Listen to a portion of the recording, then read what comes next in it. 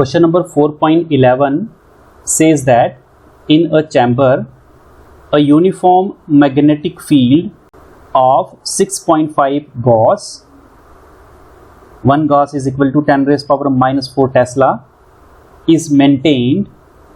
An electron is shot into the field with a speed of 4.8 into 10 raised power 6 meter per second, normal to the field. Explain why the path of electron is a circle. Also find the radius of the circular path. The charge of electron is given having value 1.6 into 10 raised power minus 19 coulomb, and mass of electron is also given having value 9.1 into 10 raised power. ये question कुछ इस तरीके से है. Uniform field है हमारे पास, somewhat like as, ये consider कर लो. ये yellow lines uniform magnetic field को रिप्रेजेंट कर रही हैं, समवट लाइक एज, कुछ इस तरीके से. और मैग्नेटिक फील्ड की वैल्यू कितनी है? 6.5 गॉस.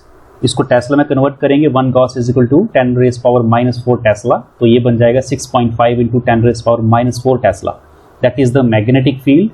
और इस क्वेश्चन में ये बोला गया है कि इलेक्ट्रॉन जो है, इलेक्ट्रॉन को शूट किया जाता है मैग्नेटिक फील्ड में कितनी स्पीड से? 4.8 इंटू 10 रेज पावर 6 मीटर पर सेकेंड की स्पीड से मैग्नेटिक फील्ड में शूट किया जाता है. लेकिन कैसे? Normal to the field. अगर फील्ड ऐसे है अलोंग द एक्स एक्सिस, तो इलेक्ट्रॉन का जो मोशन होगा वो कुछ इस तरीके से होगा, normal to the field, field के नॉर्मल से. फॉर एग्जांपल कुछ ऐसे, यहाँ से ऐसे करके. That is what? That is the motion of electron. That is the motion of electron. तो इलेक्ट्रॉन किस तरफ मूव कर रहा है? Normal to the field. Field के नॉर्मल हमारा इलेक्ट्रॉन मूव कर रहा है. There is a well known relation which tell us about the amount of force experienced by a charged particle. So amount of force which is experienced by the charged particle is Q V B sine of theta. Amount of force experienced by a charged particle. This force is known as magnetic force. जब किसी charge particle को magnetic field में place किया जाता है और charge particle जब v velocity से मूव करता है by making an angle theta, तो कितनी फोर्स एक्सपीरियंस करता है? Experience force is q v B sine of theta. Now यहीं से हमें इसके डिफरेंट केसेस मिलते हैं. अगर क्या हो, इफ थीटा इज 0 डिग्री, अगर थीटा 0 डिग्री हो जाए तो magnetic force on charge particle कितनी हो जाएगी? Magnetic force on charge particle is 0 हो जाएगी, 0 न्यूटन. ये मैग्नेटिक फोर्स होगी चार्ज पार्टिकल के ऊपर. अगर चार्ज पार्टिकल के ऊपर 0 न्यूटन फोर्स होगी, then which type of trajectory a charge particle possess. तो चार्ज पार्टिकल किस टाइप की ट्रेजेक्टरी पोसेस करेगा? तो इसका आंसर होगा स्ट्रेट. ये पढ़ा है. जब भी कोई फोर्स नहीं लगती है, जब थीटा 0 होता है, तो चार्ज पार्टिकल के ऊपर कोई फोर्स नहीं लगेगी. Then which type of trajectory a charge particle possess? The answer is straight. लेकिन अगर क्या हो, if theta is equal to 90 degree, अगर थीटा 90 डिग्री होगा तो उस पर्टिकुलर केस में मैग्नेटिक फोर्स कितनी हो जाएगी? चार्ज पार्टिकल के ऊपर कितनी फोर्स एक्सर्ट होगी? तो इसका आंसर है क्यू वी बी. और ये मैक्सिमम फोर्स है. तो चार्ज पार्टिकल क्या करेगा? तब मैक्सिमम फोर्स एक्सपीरियंस करेगा. इस पर्टिकुलर सिचुएशन में चार्ज पार्टिकल की जो ट्रेजेक्टरी होगी वो कैसी होगी?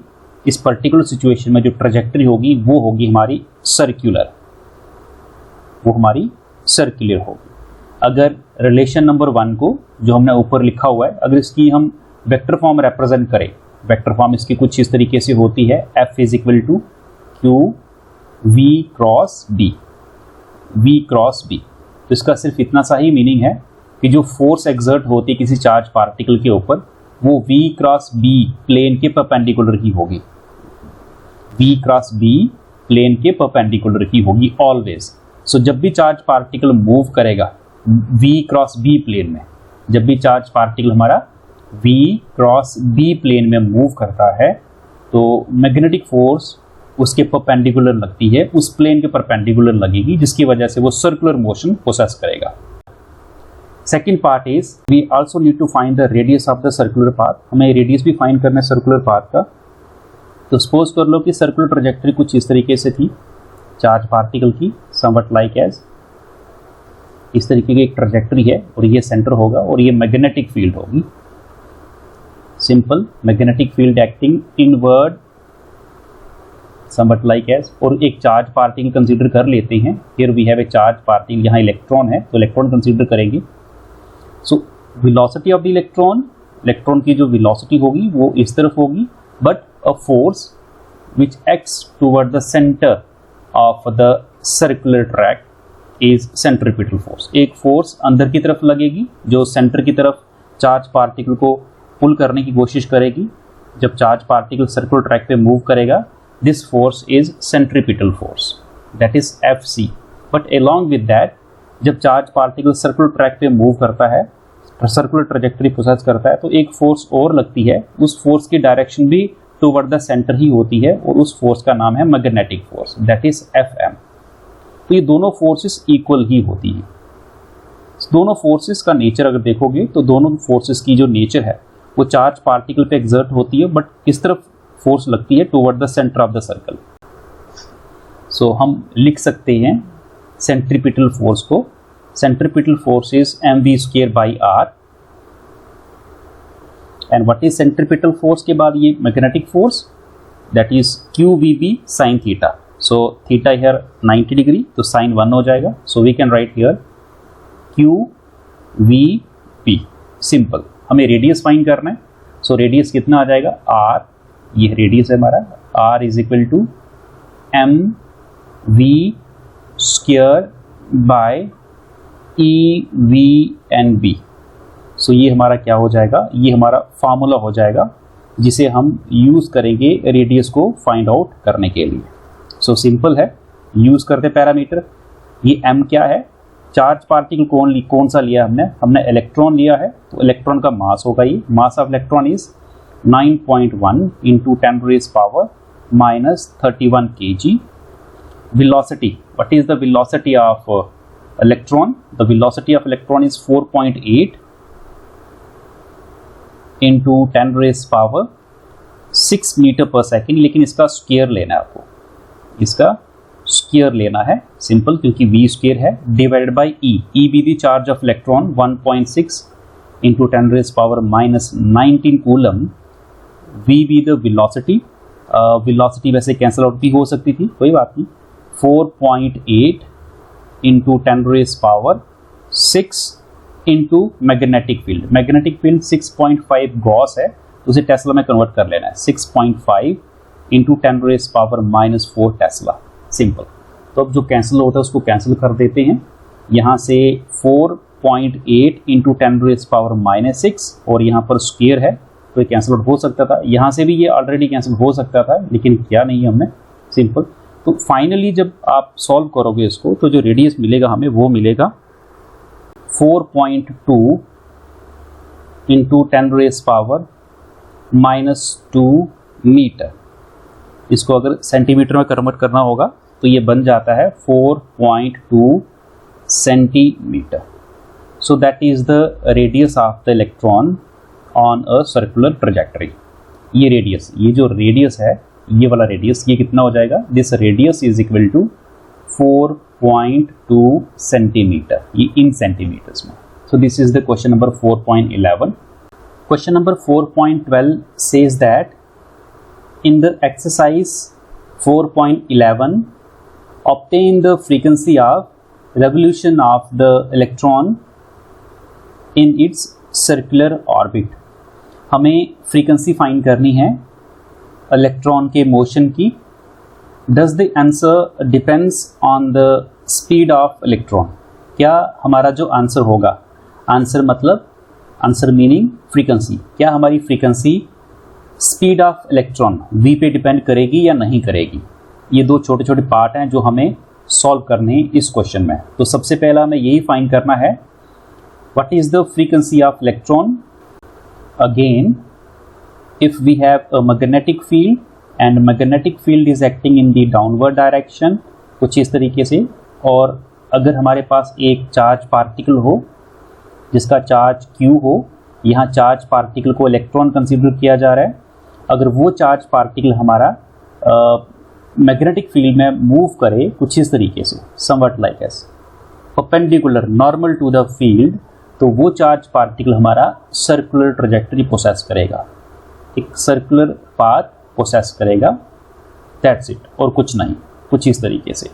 जब भी चार्ज पार्टिकल हमारा सर्कुलर ट्रैजेक्टरी प्रोसेस करेगा, तो सर्कुलर ट्रैक पे जब भी कोई चार्ज पार्टिकल मूव करता है तो उस पर एक फोर्स लगती है अंदर की तरफ, चार्ज पार्टिकल हो या फिर कोई भी ऑब्जेक्ट हो, जब सर्कुलर ट्रैक पे मूव करता है तो एक फोर्स उसको अंदर की तरफ खींचती है toward the centre of the circle. उस फोर्स को हम FC सेंट्रीपिटल फोर्स से नाम से जानते हैं।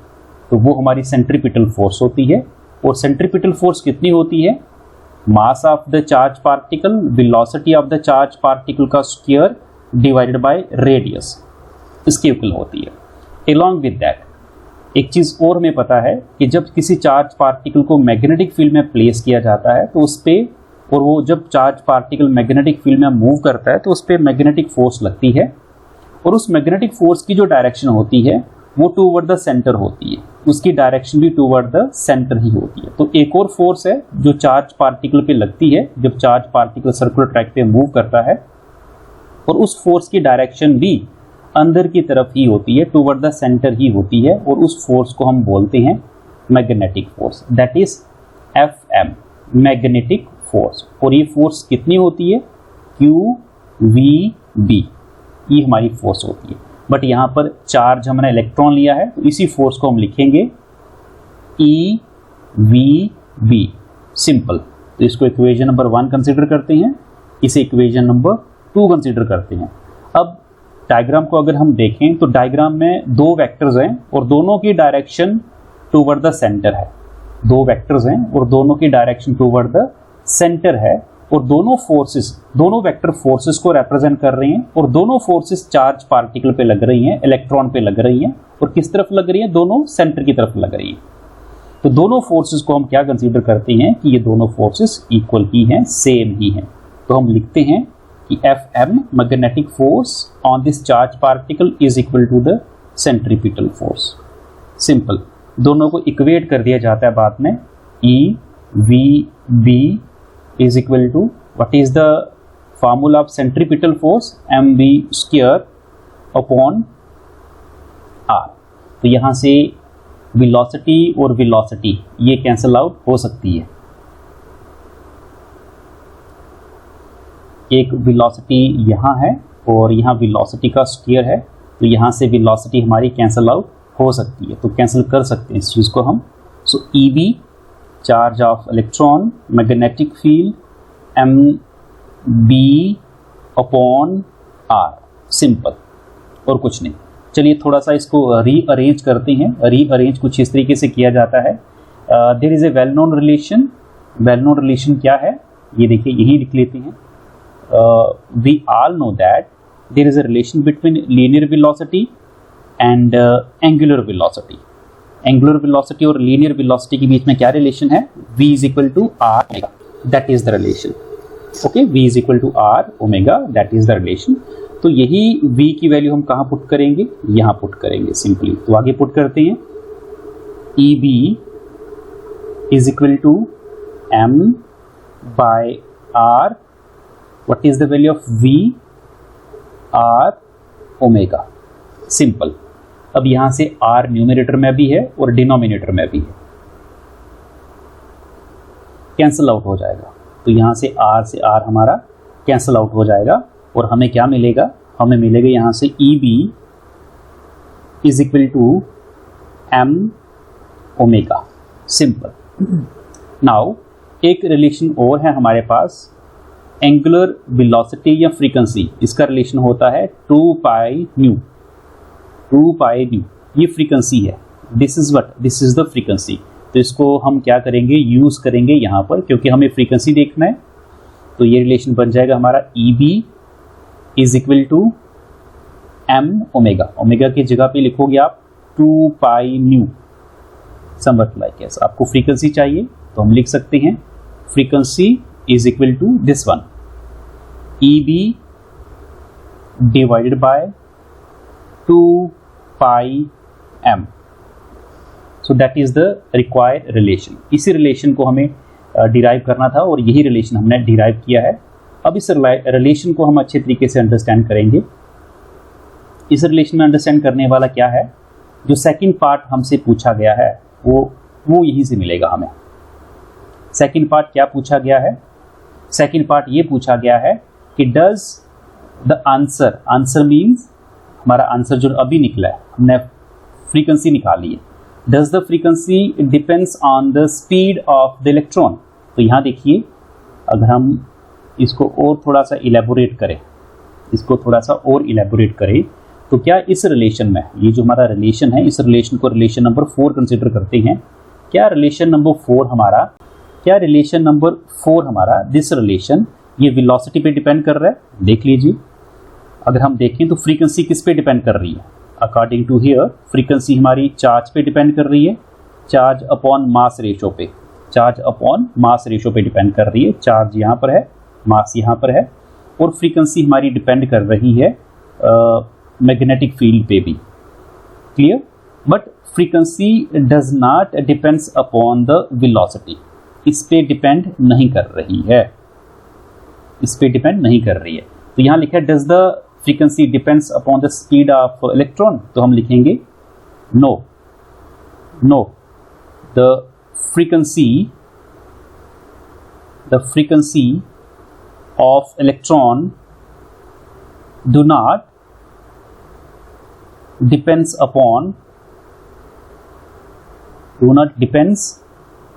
upon the velocity of electron, velocity of electron। इसका मीनिंग ये हो गया कि वेलोसिटी ज़्यादा हो या कम हो इलेक्ट्रॉन की, फ्रीक्वेंसी पे कुछ फर्क नहीं पड़ने वाला है। Frequency is independent to that of the velocity of the electron. So this is the question number 4.12.